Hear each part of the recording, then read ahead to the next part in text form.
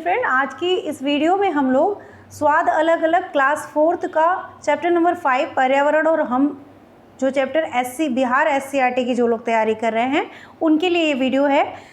इस चैप्टर में बताया गया है कि भोजन को जब हम करते हैं या फूड जो हम ईट करते हैं तो किस पार्ट से हमें स्वाद का पता चलता है। तो हम सभी जानते हैं कि जो पार्ट हमें बताता है कि इसका स्वाद कैसा है, मीठा है, नमकीन है या कड़वा है, तो उस अंग का नाम क्या है, सभी जानते हैं।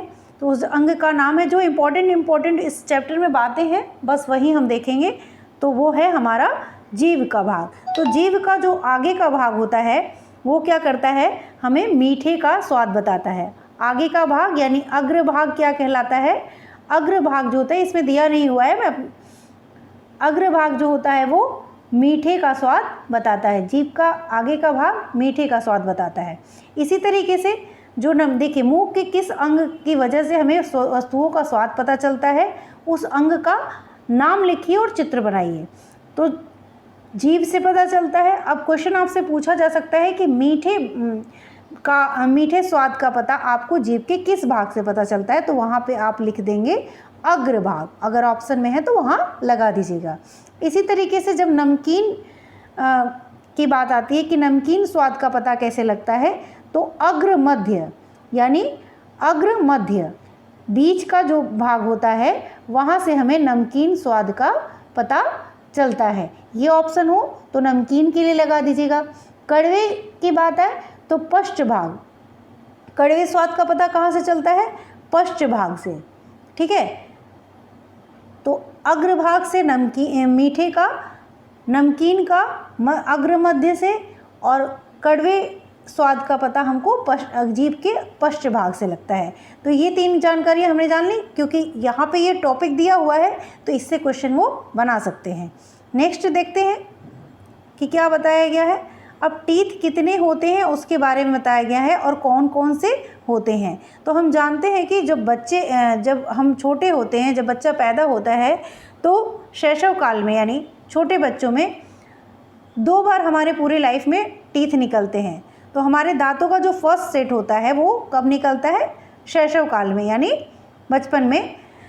लगभग 8 वर्ष की आयु होने तक ये सभी दांत क्या होते हैं, गिर जाते हैं। इस दांतों को क्या कहते हैं, हम दूध के दांत कहते हैं, यानी मिल्की टीथ कहते हैं। क्या बोलते हैं, मिल्की टीथ यानी दूध के दांत। ये कब निकलते हैं, जब बच्चा जन्म लेता है तो 6 महीने के बाद ये निकलना स्टार्ट हो जाते हैं, लेकिन 8 वर्ष की आयु होने तक ये सभी दांत गिर जाते हैं। तो ये परमानेंट नहीं होते हैं, टेम्प्रोरी टीथ होते हैं, ठीक है। दूध के दांत यानी मिल्की टीथ जो होते हैं वो टेम्प्रोरी होते हैं। उसके स्थान पर जब ये दूध के दांत गिरने लगते हैं तो उनके स्थान पर परमानेंट टीथ यानी स्थायी दांत जो है वो निकलने लगते हैं, और स्थायी दांत जो है वो पूरे जीवन भर बने रहते हैं। ये कैसे, कौन कौन से टीथ होते हैं, इंसीजर, कैनाइन, मोलर और प्रीमोलर, जिसे हम हिंदी में कृंतक कहते हैं, चवर्णक और रदनक कहते हैं। तो ये क्या है, टीथ के टाइप्स हैं, टाइप्स ऑफ टीथ है, जिसे इंग्लिश में इंसीजर, कैनाइन, प्रीमोलर और मोलर कहते हैं। तो इनके फंक्शन के बारे में आपसे क्वेश्चन किया जा सकता है। देखिए यहाँ पे दिया हुआ है, विभिन्न प्रकार के दांतों के अलग अलग नाम होते हैं और काम भी होते हैं। तो कृंतक क्या करता है, काटने वाले जो दांत होते हैं, भोजन को काटने का काम कृंतक करते हैं, ठीक है। कैनाइन जिसे हम हिंदी में रदनक कहते हैं, ये चीरने या फाड़ने वाले दांत होते हैं, छीलने वाले भी बोला जा सकता है।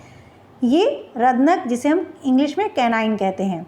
मोलर टीथ क्या करते हैं, चबाने वाले दांत को, पीसने या चबाने वाले दांत को क्या कहते हैं, चवर्णक यानी मोलर टीथ कहते हैं।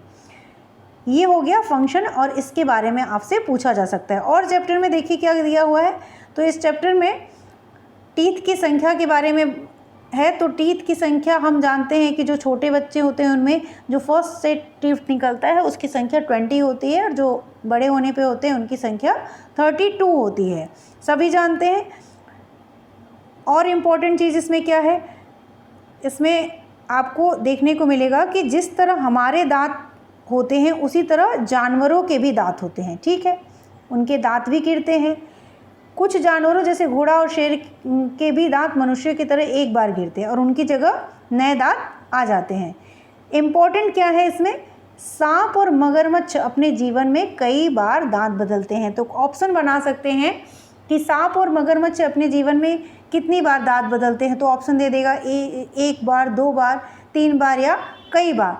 तो कई बार ऑप्शन वहाँ पे टिक हो जाएगा। तो इस तरीके से चैप्टर वाइज आपसे क्वेश्चन बना के पूछा जा सकता है, क्योंकि आपका SCERT बुक दिया गया है, सिलेबस में बताया गया है कि SCERT बुक से आपके क्वेश्चन आएंगे। तो आपके लिए हर एक चैप्टर पढ़ना इम्पॉर्टेंट है।